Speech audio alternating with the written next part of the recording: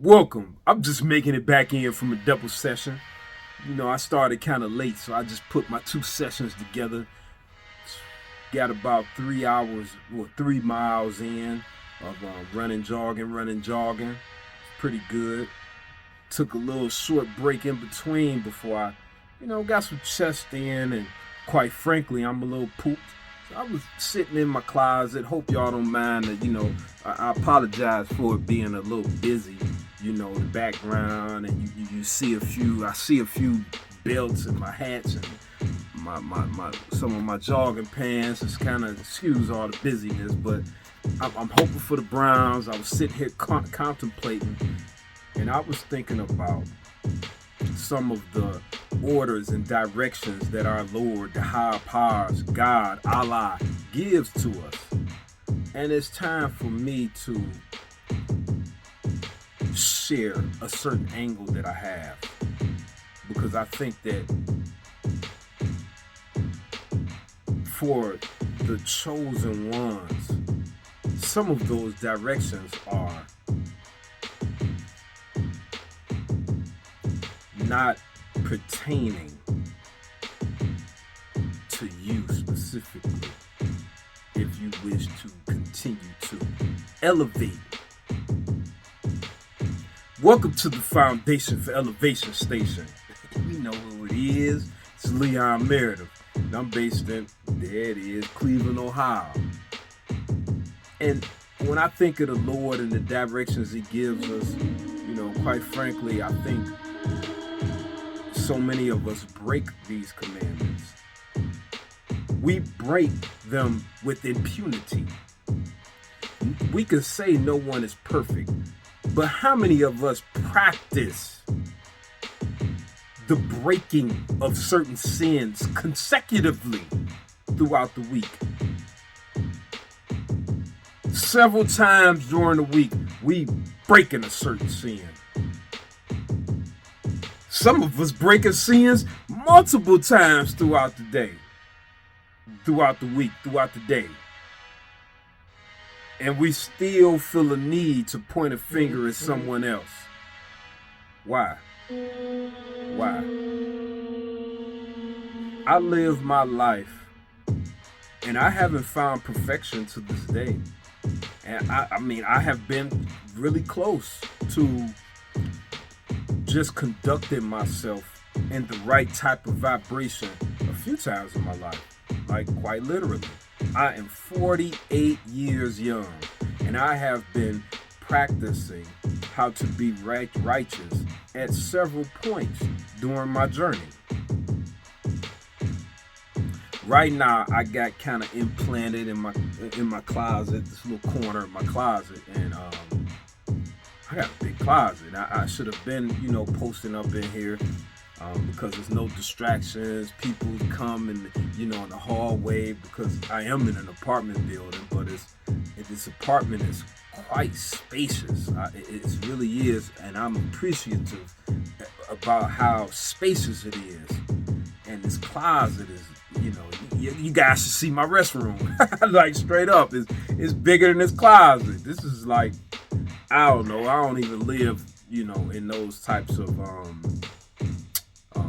outside things define me or bring me this and that and the other. I'm just happy that I could repurpose this as kind of a area to shoot videos or podcasts or what have you.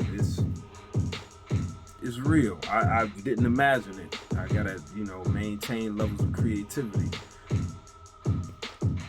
But what I'm talking about today is one of the commandments, or some of the commandments that our Lord documented,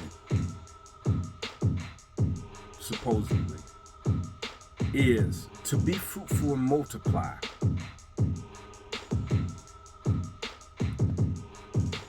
That's true for the majority. But when you ascend to other levels, it's quite clear that the Lord, the higher powers, whoever you think is in command and wants to assist you in being a greater you, requires you to develop yourself. And to exercise and read periodically multiple times during the week is a prerequisite to the contract. I know exercising is not fun, but if we wish to extend our life to a healthy 90 years old, to a functional 100 years old, to a flexible 110 years old, because it's possible, where we don't have to, and I'm not trying to make fun of any elders, but we can get to those ages and actually be able to wipe our own backside, to actually not have to walk gingerly, and for men not to have to get assistance for ED, erectile dysfunction, to actually be, have an active sex life, not sometime, and have it be greater than when you was young. 'Cause, man, it is amazing, like, where I'm going to. Like, taking care of yourself is beautiful. When you could hit 50 and 60 and you have just mastered many faculties of your body, and it's amazing mastering like so many things about our existence, how beautiful life can be, like from within, not because what I have or this and that and the other. We are able to master things and experiment with our creativity and pass something down to the next generations that's actually like non-fungible things that you really can't touch, but it's just immensely priceless. Like, I know, and please forgive me, it's a trigger warning. Not many of us have anything to leave behind. I listen at what many of us tell our children, and we want to put wealth onto it. But the truth of the matter is, when your children go out and someone asks them, what does your father teach you? What are some like great things that your mother has been putting into you? Believe me, I asked the children.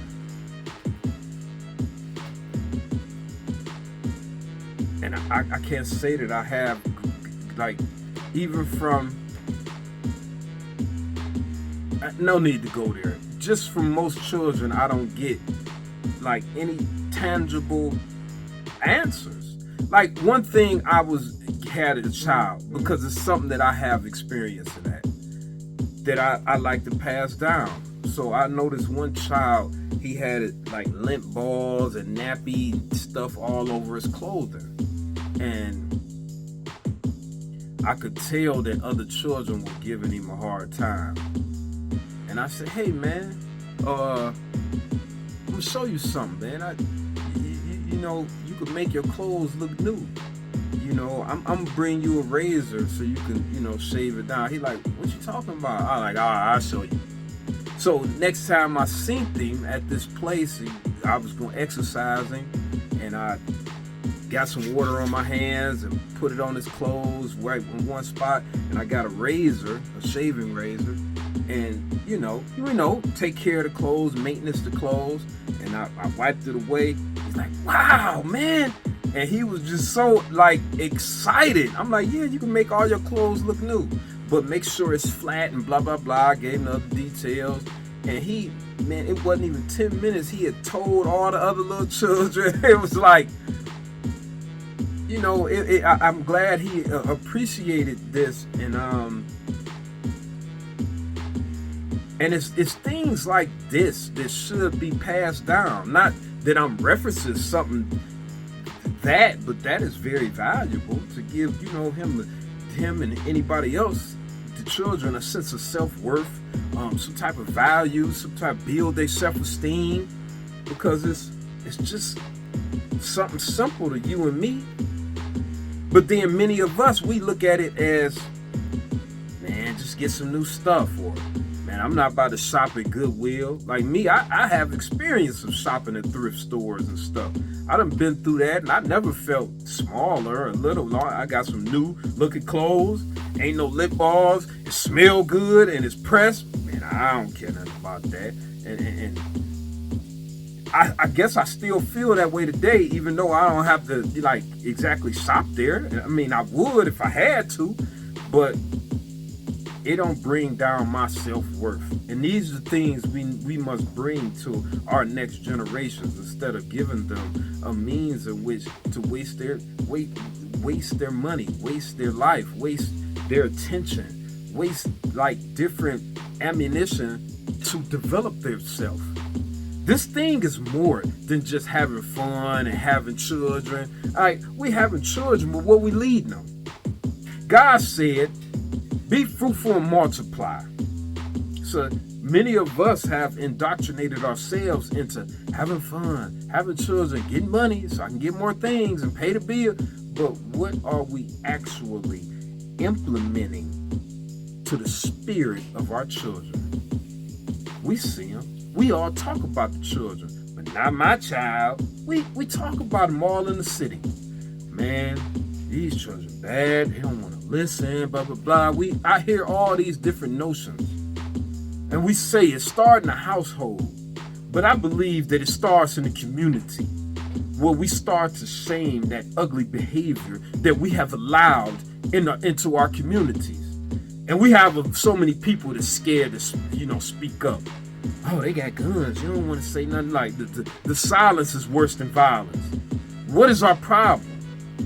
What are we afraid of? We afraid to give discredit of ourselves? That we follow on some trash?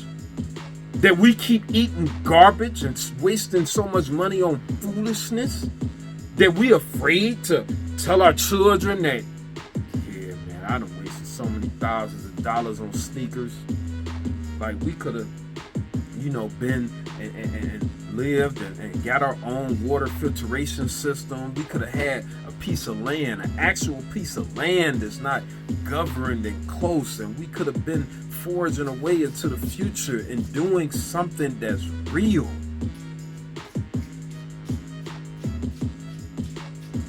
But every time I get my tax return, I want to upgrade my television. I want to get a nicer car. What I want to do is get me and fill me a whole nother wardrobe.